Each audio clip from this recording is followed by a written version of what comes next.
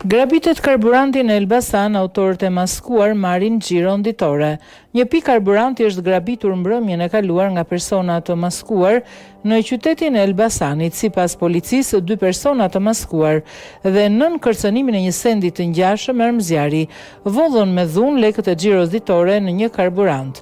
Pasi janë larguar nga vendngjarja për të fshehur autorsinë, kanë hedhur në shkuret e fshatit Mirak sendin e përdorur për kanosje, maskat dhe veshjet e tyre.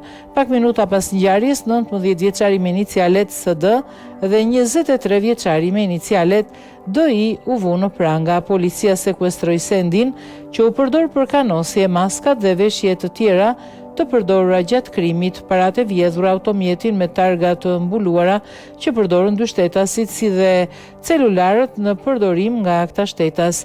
Materialet proceduriale u referuan prokurorisë pranë gjykatës së shkallës së parë të jurisdiksionit përgjithshëm Elbasan për vepra penale, vjedhje me armë kryer në bashkëpunim dhe mbajtja pa leje dhe përdorimi i armëve shpërthyese dhe municionit.